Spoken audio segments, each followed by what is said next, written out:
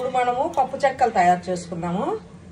పప్పు చెక్కల గురించి ఈ గ్లాస్తో 3 గ్లాసులు బియ్యం పిండి,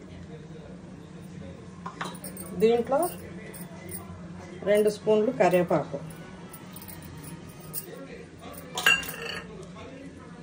2-3 పచ్చిమిరపకాయలు, చిన్న అల్లం ముక్క దంచి వేయాలి.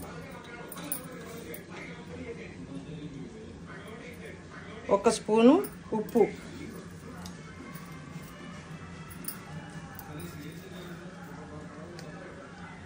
1/2 స్పూను జీలకర్ర,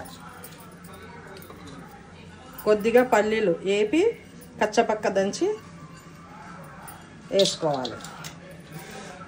ఈ గ్లాస్తో 1/2 గ్లాసు బటరు కరగబెట్టి గోరెచ్చగా కలుపుకోవాలి. నానబెట్టిన శనగపప్పు,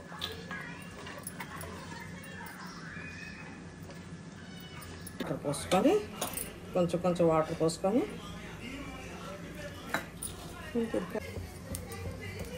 అన్నిట్లా ఉండలు చేసుకోవాలి. చిన్నగా మనకి ఏ సైజు కావాలితే ఆ సైజు ఉండలు చేసుకోవాలి. ప్లాస్టిక్ కవర్ తీసుకొని దానికి కొద్దిగా నూనె అప్లై చేసుకొని ఒక ఉండ కొద్దిగా నూనెలో ముంచి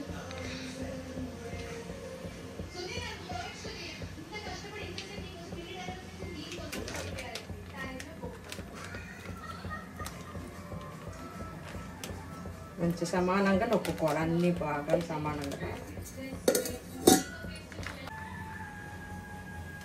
నూనె బాగా కాగిన తర్వాత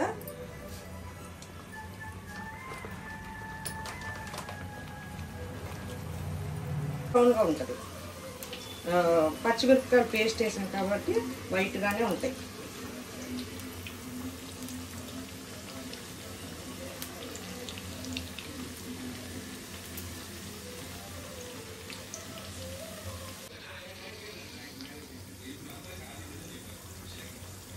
బోడీ, ఈ కడాయికి ఒక పెద్ద స్టోరీ ఉంది, చెప్తాను.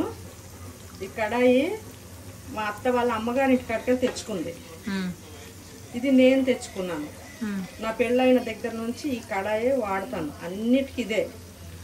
తాలింపులు వేయాలన్నా, పులిహార తాలింపు కానీ, అప్పలు వండాలన్నా, బూర్లు, గారెలు అన్నీ దీంట్లోనే వండుతాను. దీనికి ఏం స్పెషల్ అంటే, ఇదిగో ఒకటేమో ఒక హ్యాండిల్ ఏమో స్ట్రైట్గా ఉంటుంది, ఒక హ్యాండిల్ ఏమో స్లోప్గా ఉంటుంది. మనం ఈ స్లోప్గా ఉన్నదాన్నైనా పట్టుకోవచ్చు, స్ట్రైట్గా ఉన్నదాన్నైనా ఇలా పట్టుకొని క్లాత్ తోటి కాల్చుకోవచ్చు. మనకు ఈ హ్యాండిల్ అనేది సపోర్ట్ చేస్తుంది. ఈ ఇనప కడాయి కూడా మనకి వేడి ఎక్కువ కావాలంటే ఎక్కువ, మనకి ఎంత కావాలని అంత సపోర్ట్ చేస్తుంది అనమాట.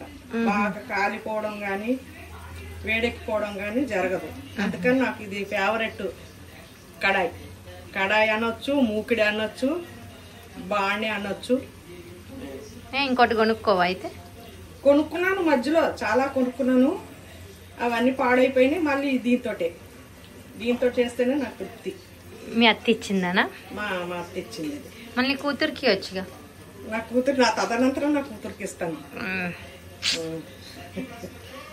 అది బోడీ. బాగుంది నీ స్టోరీ.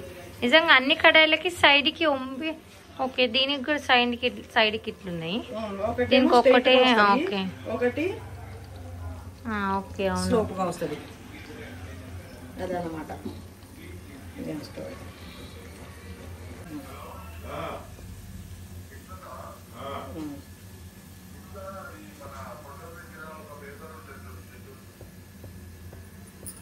లైట్ బ్రౌన్ వస్తే చాలు.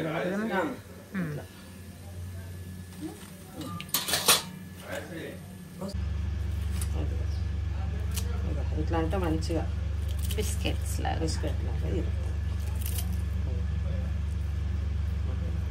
చెప్పు. 5 గ్లాసులు బియ్యము 24 అవర్స్ నానబెట్టి నీళ్ళన్నీ వడపోసి మిక్సీ పట్టి, తడిగా ఉన్నప్పుడే, కొద్ది తడిగా ఉన్నప్పుడే మిక్సీ పట్టి పిండి ఇలా గట్టిగా ఉండాలి. ఈ టైప్లో రావాలి పిండి. ఆరకుండా గట్టిగా నొక్కి పెట్టేయాలి జల్లెడ పట్టి.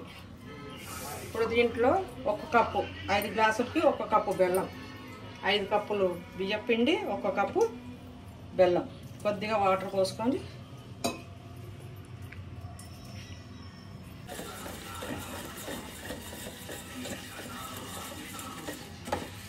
కరిగితే చాలు కదా, చిక్కగా అవ్వాల్సిన అవసరం లేదు. కరగా ఉట్టి చెత్త ఏమైనా ఉంటుందేమో అని అంతే.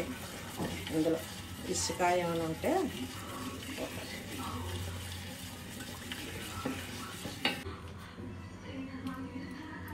ఉడకొసుకోవాలి.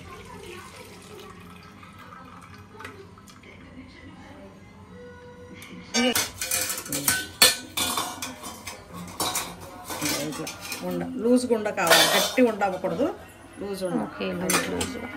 బంద్ చేసేసి వేసుకుంటూ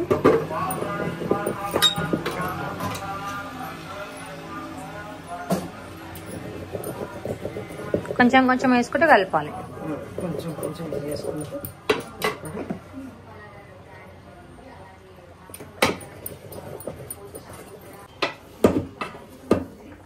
ఇట్లా రావాలి.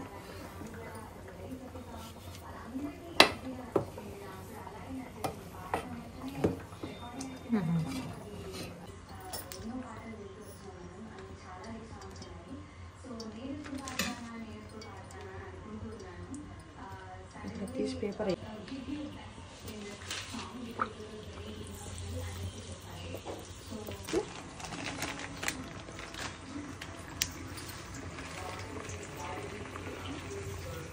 మరిగిపోయింది.